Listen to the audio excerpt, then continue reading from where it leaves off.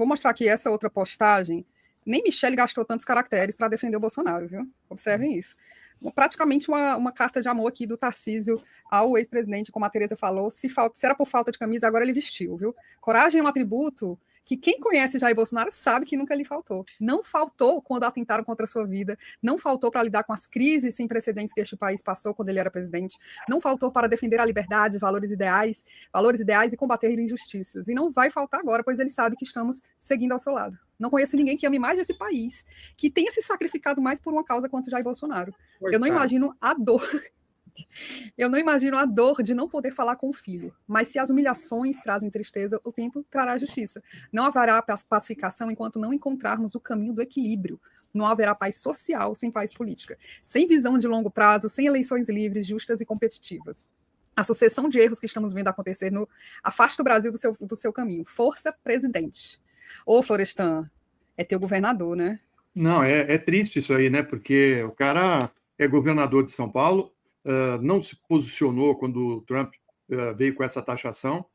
O tempo todo ele está num palanque do Bolsonaro pedindo anistia. Ele recebe Bolsonaro no Palácio dos Bandeirantes e ele, em nenhum momento, durante os 4 anos do Bolsonaro, ele diz que estaria sabendo de alguma coisa. Primeiro, ele é militar, foi militar durante 16 anos. 16 anos. Não era um técnico no ministério, mais do que um técnico, ele era um militar.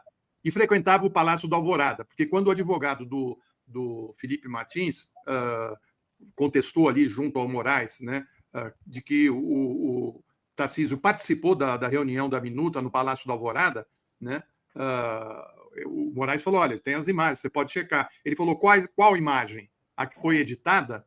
A que foi seletiva? Né, colocando em dúvida, né, aquelas imagens. Ou seja, o Tarcísio foi preservado, gente. Me parece que ele foi preservado nessa história.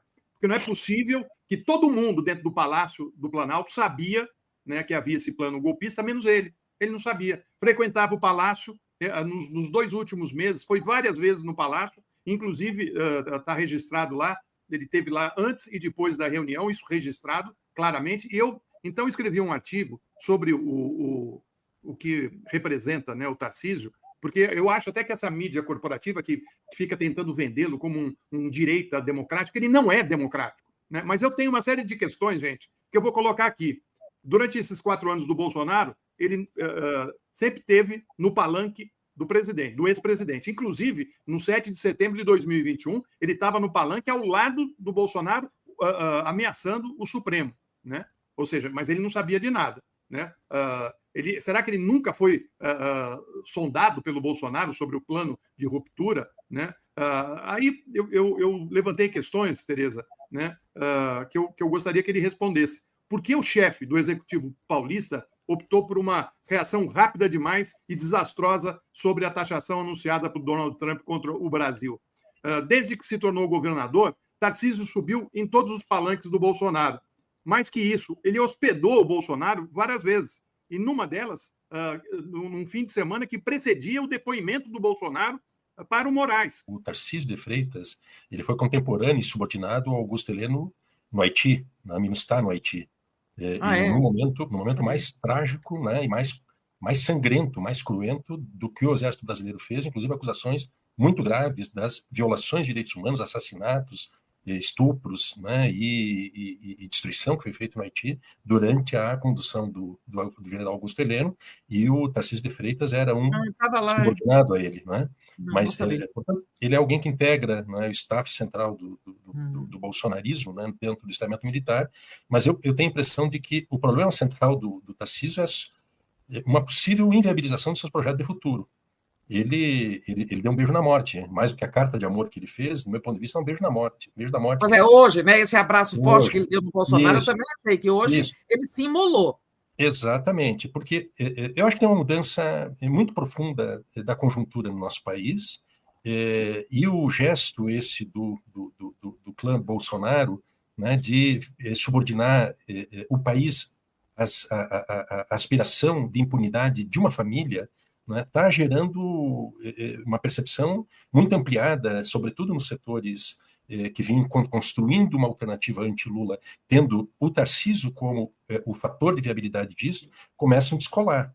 Então, setores da burguesia de São Paulo, né, as finanças, o rentismo, a mídia, começam a se afastar do Tarcísio de Freitas, porque o fantasma, a assombração do Bolsonaro, ela rebrota, talvez com a mesma virulência lá em 2002, quando setores antipetistas, assustados até onde eles levaram o Brasil a esse abismo fascista, e, portanto, optaram, né, por uma aposta com o Lula, e esses setores que estavam já flertando, né, com o bolsonarismo para derrotar o Lula em 26, eles põem o pé no freio. Porque aqui, mesmo no setor agro, né, que é muito forte em São Paulo, cognitivamente é impossível esses caras não se dar conta do que está acontecendo. Veja o café, veja o suco de laranja, a Embraer, toda uma cadeia produtiva, industrial no estado. Então, eu tenho a impressão de que o Tarcísio de Freitas ele se inviabilizou, tanto enquanto um projeto nacional, como até mesmo a sua condição de reeleição em São Paulo, ela pode ficar mais periclitante diante de uma alternativas conhecidas. O Alckmin é um personagem, né, que, por mais que ele tenha se aproximado nesse período, nesse processo do Lula e do ponto de vista democrático, inclusive, né, ele é considerado em São Paulo, né, por setores das classes dominantes. Então, eu vejo que o Tarcísio de Freitas ele criou um problemaço para si mesmo. E eu entendo que não há uma direita, digamos assim, uma direita ainda democrática no país, que ela se viabilize para se opor ao Lula em 2026 sem o bolsonarismo. Né? E o problema é que agora, estar associado ao bolsonarismo, né, não assegura uma vitória a mais, porque, inclusive, setores que poderiam ser antilulistas descolam do bolsonarismo com medo do que poderá ser. Porque é muito grave o que está acontecendo. É muito grave, sob todos os aspectos, né? Não só o econômico, mas do ponto de vista de uma lógica de gangsters que nós estamos vendo. É um clã criminoso que está fazendo isso com o país. Então, eu tenho a impressão que o Tarcísio de Freitas ele se inviabilizou enquanto um projeto nacional. Há um impacto disso tudo que está acontecendo, inclusive na eleição de 26, que ela torna muito mais crível a hipótese de uma reeleição ou do Lula, ou de um candidato que o Lula possa apresentar, e o Lula está demonstrando que ele está em condições e está com desejo de assumir a sua candidatura. O Tarcísio está em desespero, né? Porque, como disse a pesquisa ontem, ele não é o preferido entre os bolsonaristas raiz para substituir o Bolsonaro. O núcleo bolsonarista prefere alguém do clã Bolsonaro, e não o Tarcísio, que não é confiável e que está se transformando numa espécie de João Dória do bolsonarismo.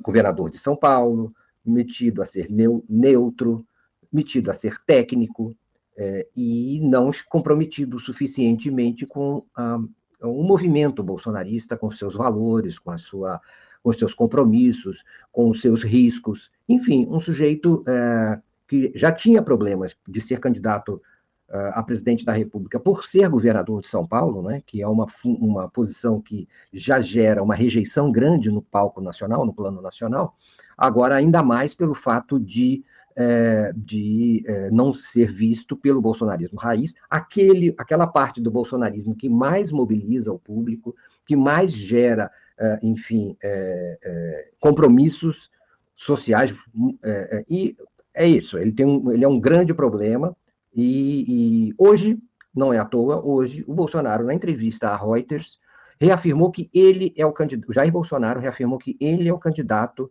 do bolsonarismo em 2026 à presidência da República. Todos nós sabemos, não precisamos repetir, que ele é inelegível, sim, mas ele se propõe a fazer um projeto de manter a sua candidatura até o prazo legal no ano que vem.